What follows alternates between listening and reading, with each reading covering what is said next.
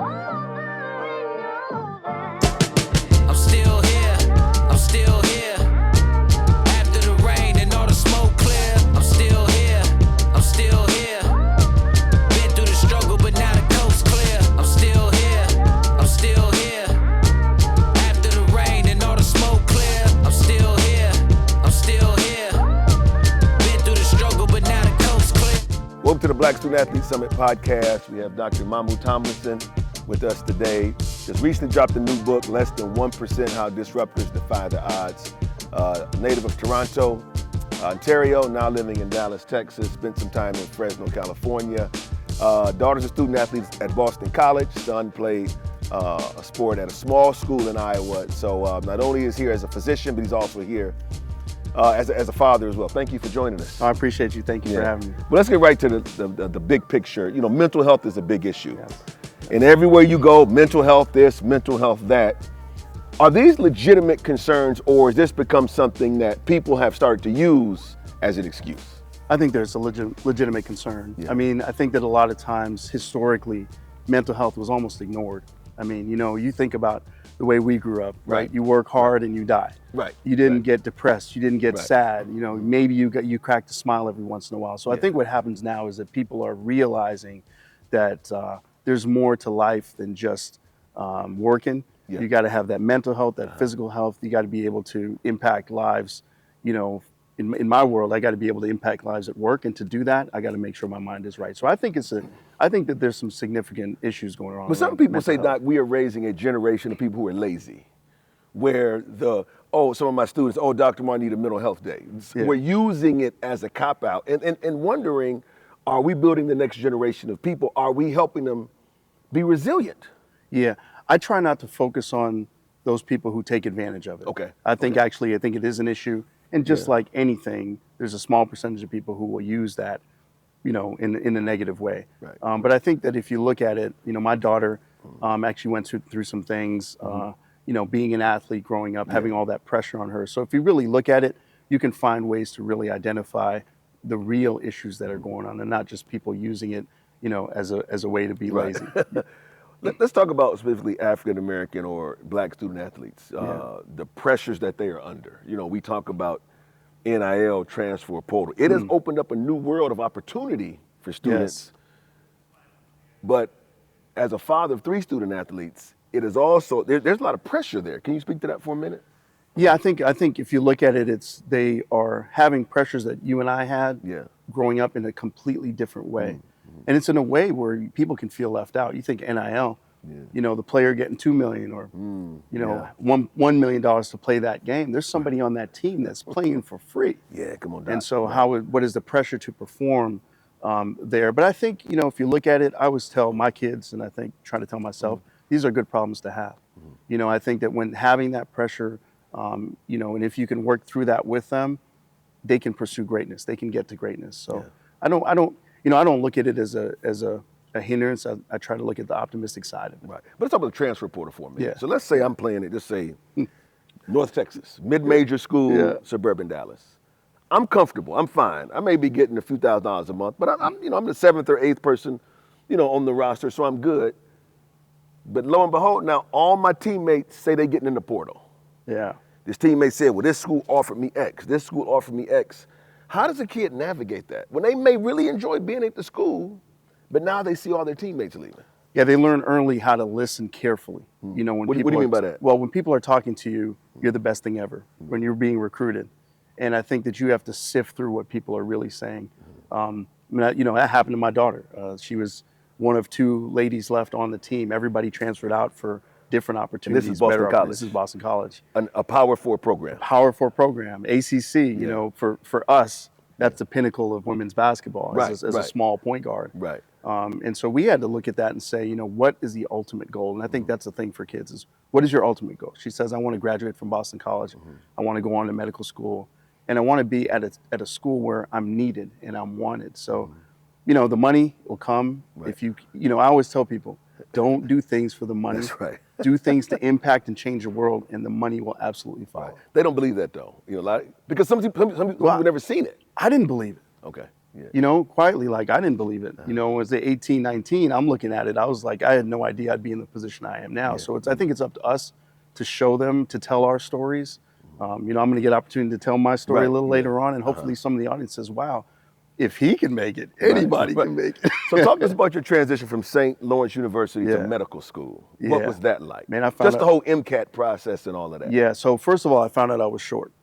So I went to college to play basketball. Oh, you hoop, okay. Yeah, and then I was like, this it ain't working. This might not be the move. And so sort of took all those lessons I learned as an athlete and you know, sort of put them into medicine. Okay. And so that was tough. I mean, it was tough to give up something I loved, but then it was also a challenge on how to navigate that system. And so what I did is, you know, and I tell all students now that I talk to that are going into medical school, I mean, I must apply to like 100 schools. Come on, Doc. I mean, like if I could walk down the street and tell somebody that I wanted, you know, that I'd love to go to their school, I would. I told everybody that I meet people in the subway. I'm like, hey, I want to go to medical school. You know anybody?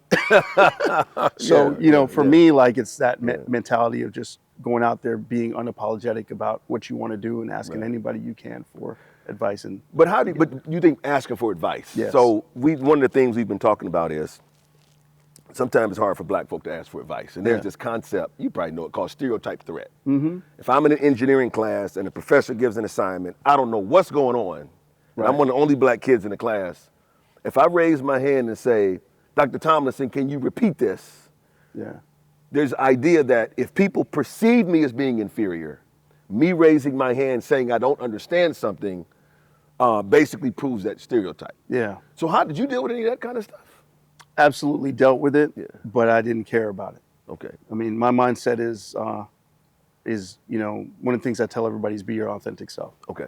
And if your authentic self is raising your hand and asking questions, if your authentic self is being asleep in the back of the class, which I did at one point in time. That's easy at our age. You know what? I think the kids actually do it better than we did it because they have social media. If you scroll through Instagram, you see all these kids being their authentic selves. Okay. You know? So they have a different venue for it. And I think they do have to be empowered in the classroom or on the field or on the court. But I would say that I always tell kids, sit in the front, whether you're a good student or a bad student, and the teacher should know you, whether for good reasons or for bad reasons. Man, a lot of my colleagues are weird, man. Yeah, you know what I mean? I hear some of these professors, man, I feel sorry for some of my students. Like, man, you taking that dude's class? Go drop it and get somebody else's class. So your thing is sit in the front, press I mean, you know, take it head on. I mean, if I'm in spaces all the time. I'm in healthcare. I'm a healthcare CEO. There's only one of me, you know, and all three, Jamaican, Canadian, you know, check American. All the boxes, there's no one else like me. And so if I were to, even on my journey, I always was disagreeable. So that's a kind of a mindset. It doesn't mean that actually, I did cause a lot of disruption in bad ways, but in good ways, I was disagreeable, meaning, you know, I would drive by people like, what are you in that class for? You know, how'd you get that? Why do you drive that car? Why do you live there? How'd you get that? So you're just inquisitive like that? Inquisitive, but angry. Like that. That's my base energy is anger. And I had to learn to stop fighting and to channel that energy into positive. So you looked at everything as a battle. I think I told somebody my first 7 years at LSU as a professor, I did that. So if you were my professor, you would tell me something. My first instinct is to disagree.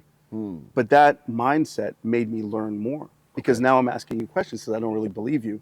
Then you give me some answers like, man, he's got it, you know? So tell us about your take us into the emergency room. Oh man, okay. I mean, I'm amazed at how popular these shows are.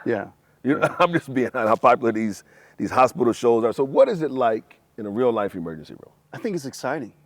I think it's exciting because you interact with people most of the time on the worst day of their lives. And it's exciting to, number one, be their support. But it's also a little bit of a detective kind of case where they don't know what's wrong with them. Then you got to sift through a bunch of information super quick and then find out what's wrong with them. And hopefully, you know, I tell people I don't really save lives. I just direct people, you know, to try to get them the care they need. And every once in a while you have a situation where you intubate somebody or or they come in with a trauma and you've done something amazing and that's the high that carries you. But it's an opportunity to meet a lot of different people. And, you know, I always try to stop and say, wow, I'm meeting you on the worst day of your life. I got to be at my best. And so I think it's, for me, the best kind of medicine. I know people like the longitudinal, hey, I'm your primary care doctor, but I love meeting new people and helping them solve problems. Yeah. Do you miss it? You know, 'cause you've made the transition to the executive side now. So do you miss Yeah. it? So fortunately, in our partnership, we're in. I left this out. We're in 27 states. Oh, wow. Okay. Took care of 12 million patients last year. Wow. We have about 600 locations, 10,000 people, 2.6 billion in revenue. Okay. So it's huge. But we make all of our leaders continue to work. We can't work at the same rate that we did before. Right. But we want to make sure that they never lose focus, never lose sight of the front line. Yeah. Because as you're making decisions as an executive, you need to know what it's like to care for people at the very, sort of humblest of moments. It's funny, I read a story once about a woman who owned a McDonald's franchise, but she started working there Yeah. at the cash register, Yeah. and then she went to fries and then all of that. And she says now that she's a franchise owner, she doesn't have to do that anymore. But Right. if she has to clock in, she can do it. So Yeah, it seems like y'all have a similar model. Servant leadership. Right, I think it applies in sports, business, healthcare. Right. I love, if you can't do it yourself or you haven't done it, you've never experienced it, to tell someone else to do something, just because you're the boss. Yeah. That doesn't build good culture for us. Okay. So tell us about these disruptors and how they defy the odds. Because the Yeah. big question is, we had a debate among some professionals the other day is that, when it comes to black professionals, does it work? I mean, should we be disruptors or should we just follow the rules? Well, actually, we already are disruptors. Okay. Because like you said, we're the only ones in the room. So everybody's looking to us to have a different mindset. Sometimes they want to hear it, sometimes they don't. But the truth is you're already a disruptor by being in rooms. And so my, 3 tenets in the book is be disagreeable. That's you, right? Yeah, just don't accept anything. Don't accept status quo. If somebody tells you this is the way it's always been, that should make you angry, and you should want to change that. But then tie that in with optimism, Okay. which is I wake up every morning and I'm like 6'7". I tell you, I woke up, I'm 6'7". And I think when I wake up in the morning that I can change the world. Okay. And even when I get frustrated, that optimism carries me through. So disagreeableness and optimism aren't things that always go together. Right. And then last thing of disruption for me is relentlessness. It's the Kobe Bryant thing. Job's not finished. So never, ever, ever give up, no matter how hard, no matter how difficult it is. So to me, that's encompasses. There's disruptive. You can be disruptive. Right. I can come in here and throw a bunch of chairs. Yeah. But to be a true disruptor, that's a mindset. But the life of the disruptor is lonely. Absolutely. I mean, I tell people I would cry every love day. to be a part of the summit now, but when we had 70 people, Yeah. people look their head in the room and leave. I get it. Yes, sir. But I think we talk about it and it sounds super sexy, but it's lonely. It's lonely. Yeah. It's lonely. Oftentimes, I even joke in my organization, I feel like I'm always on the bleeding edge. Yeah. I'm always on the edge of everything. And, Right. I But feel like doesn't I'm- it feel good to be there though? It's in a compulsion. unpredictability. It's a Yeah. compulsion. Yeah. It's not necessarily like I feel good being there. Yeah. I just constantly feel like we can be better, that we can Yeah. disrupt the status quo. But then I have to remember my leadership lessons, that I can't just be there by myself. I have to lead to bring people on. I have to inspire to bring people along. Yeah. If I don't do that, then I'm just out there by myself. So to avoid being lonely, you still have to have great leadership qualities and values. You need to be a servant leader. You need to be inspiring. You need to be humble. You need to ask for help. So you need to do all those things so that the disruptor life isn't as lonely. Right. How do you respond to people who are discouraged by the current political climate? Yeah, you're going to disagree with me on this one, because maybe you might. Go ahead. You might. We'll see. I think that the people that are discouraged don't really understand how to change the world.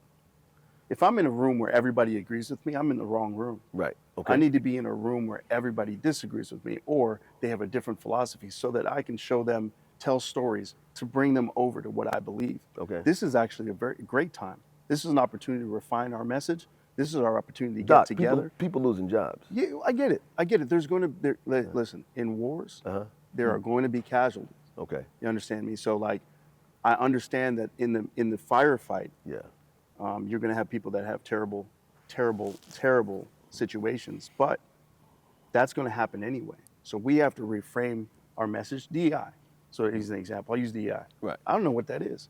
I never used DEI. Neither do I. Yeah, and so when people came to me, I get all these interviews. People are like, "Hey, hey, Moo, what do you think about DEI?"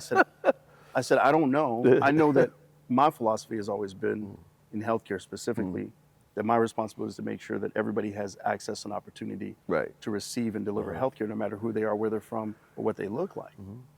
But now they want to use a term called DEI, and they've changed the title or the meaning of it, which is or underqualified people getting jobs because of race. So, I think it's an opportunity. I think so. It's not what you're saying. It's a good opportunity to maybe reset, to relook, to refine, to get better. I mean, I think a lot of people feel left out.